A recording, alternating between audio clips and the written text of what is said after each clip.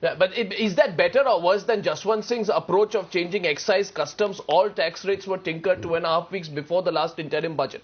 You have that situation as well. But you have a green signal given to you by the opposition. Oh, green signal when? If we had done something like this, he's saying it after the event. No, he's the opposition. If the budget, 1 second, he will oppose everything that the Congress has done. He'll only find life which is not drab when they come to power. Everything else, life becomes drab when they are not in power. This is their response on every issue. But he is wrong on every point that he has made. No, he's wrong on infrastructure. We have set up a whole system to increasing investment in infrastructure. It is part of the budget speech. And talking about increasing the wealth in the rural areas, as Rahul Bajaj mentioned, the NREGA itself is a way of actually putting money in the hands of people with giving 100 days employment. One second, let me say this. Agricultural growth this year has been 4.6%, over 4%. Never in the history of this country. What does that mean? It means that over the last 5 years, there is more money in the hands of the rural poor in this country than ever before.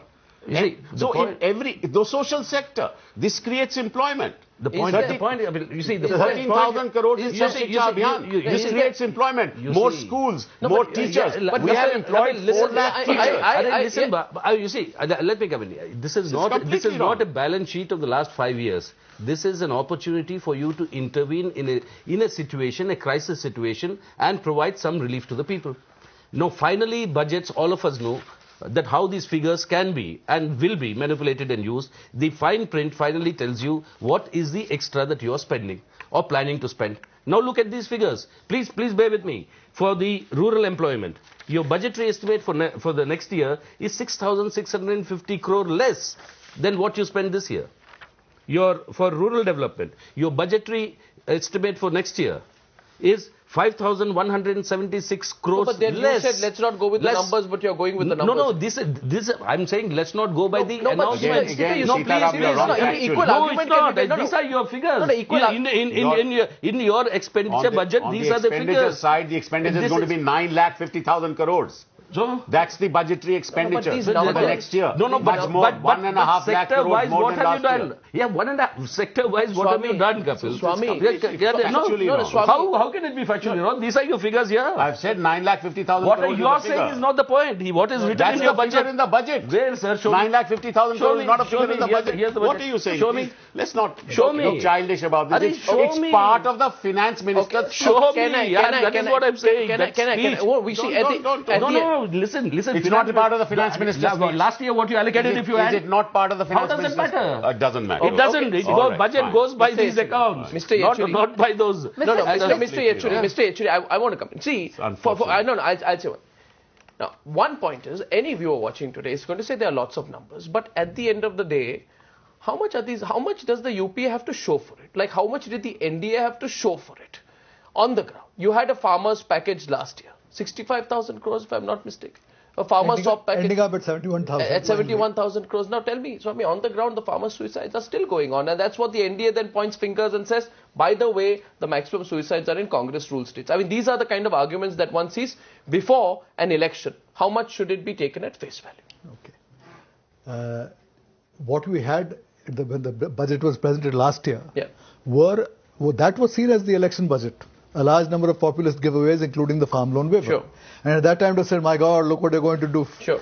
But as I said, almost by unerring timing, I mean, it would appear that somebody had consulted the astrologers.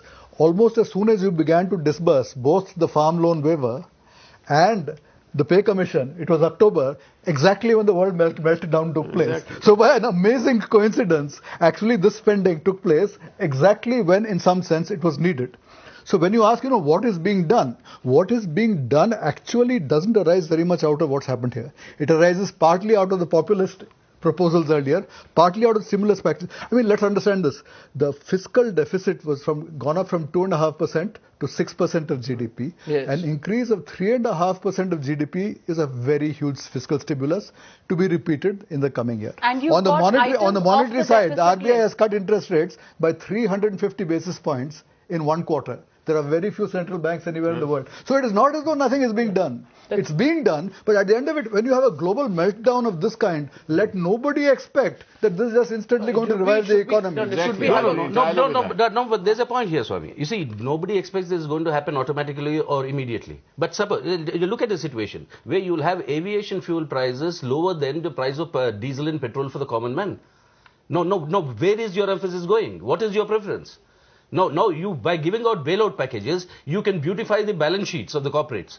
But eventually, you're not adding any purchasing power to the people. Yeah. No, that is a point. You must also understand when the price of a barrel of oil was $147, we never increased the price of kerosene or anything else. Why are you not reducing it? And we have reduced. We did reduce it. The price of kerosene has been increased since 2004 by 2 paisa. The point is, this is the reality.